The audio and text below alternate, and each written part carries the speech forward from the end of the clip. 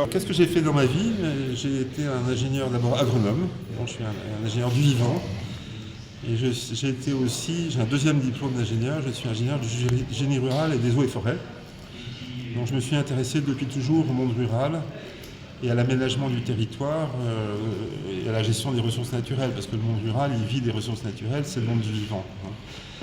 Alors qu'est-ce que j'ai fait dans ma vie? J'ai d'abord été ingénieur de recherche, et puis ensuite j'ai été nommé comme responsable du développement rural ce qu'on appelle commissaire à la rénovation rurale dans le massif de la Réunion, l'île de la Réunion qui est une île française de l'océan Indien. Et il y avait une montagne qui était dans une situation assez désespérée, avec 200 000 habitants très pauvres, beaucoup de dégradation des sols, et aussi encore beaucoup d'analphabétisme à l'époque. Et donc la France avait tout investi sur le littoral et oublié la montagne. Donc à un moment on a dit c'est pas possible. Et donc à ce moment-là, il y a eu une longue réflexion sur qu'est-ce qu'on pouvait faire pour la montagne. Et j'ai été le troisième commissaire en charge de coordonner, animer ce programme pour l'État et pour la région. Et j'avais une lettre de mission du Premier ministre. Et je travaillais avec le président de la région et le préfet de région. Voilà. Et on a très bien réussi. En 25 ans, on a vraiment réussi un changement absolument radical à la Réunion. Ensuite, j'ai été directeur du parc national des Cévennes.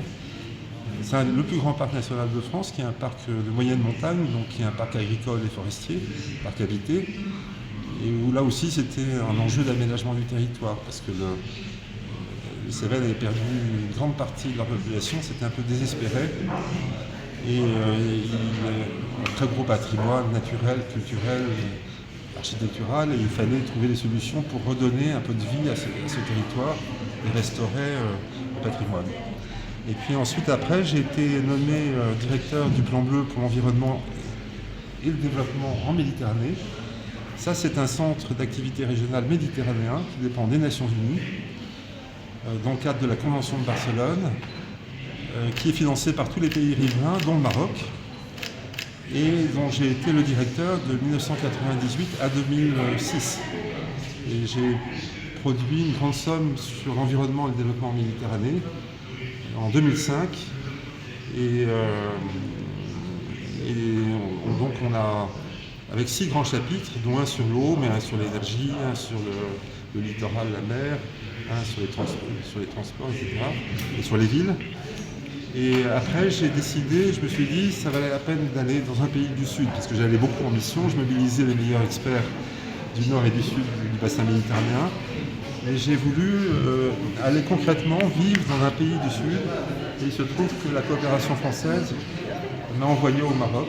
J'ai été conseiller du président du Conseil général du développement agricole, M. Mohamed Aïd Kadi. M. Mohamed Aïd Kadi, qui est un grand expert de l'eau, puisqu'il a été en charge notamment du programme du million d'hectares irrigués, puis il est très connu au niveau mondial. Et donc on a pas mal travaillé ensemble sur la prospective de l'eau pour le Haut Commissariat au plan. J'étais un peu la cheville ouvrière du rapport à l'agriculture 2030. Et puis également sur le plan Maroc vert, et le pilier 2 du plan Maroc vert, qui était aussi les programmes régionaux agricoles. Et puis après le Maroc, mes filles ont passé le bac ici. On a décidé de rentrer en France. Et pendant 10 ans, j'ai été conseiller, j'étais membre du Conseil général, l'inspection générale de l'agriculture, de l'alimentation des espaces ruraux en France, du ministère de l'Agriculture, donc dépendant directement du ministre et des ministres, parce qu'on peut travailler dans d'autres ministères que le ministère de l'Agriculture. Et là, j'ai fait des grands rapports, piloté des rapports avec des collègues du Conseil général de l'Agriculture sur le changement climatique, sur l'eau, sur la prospective de la France et ses territoires.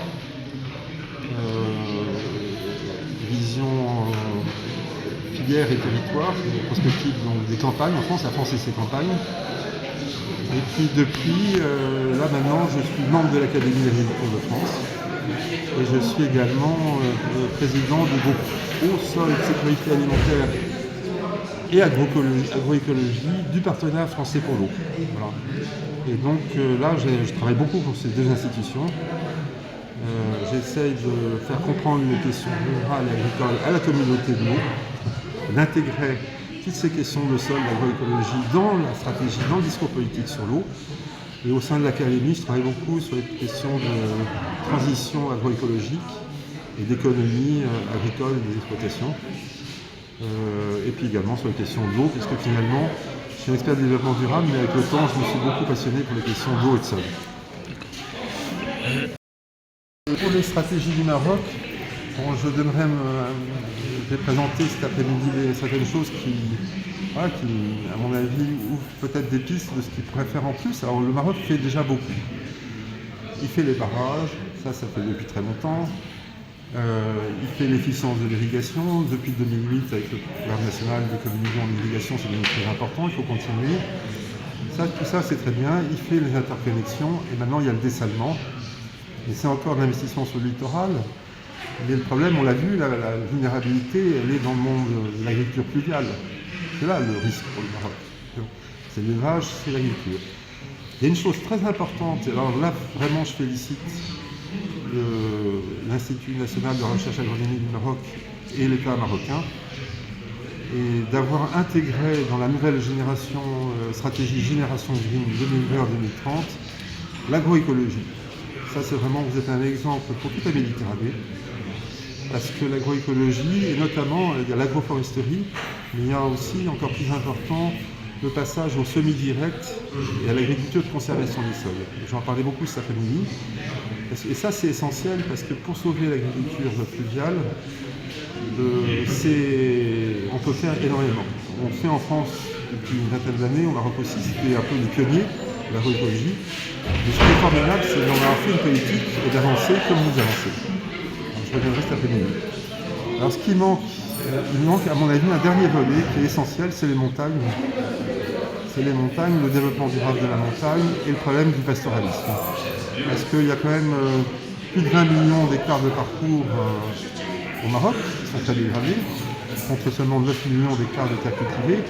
Donc sur les terres cultivées, là, avec Génération Green, on est en plein dans la bonne chose, c'est ce qu'il faut faire.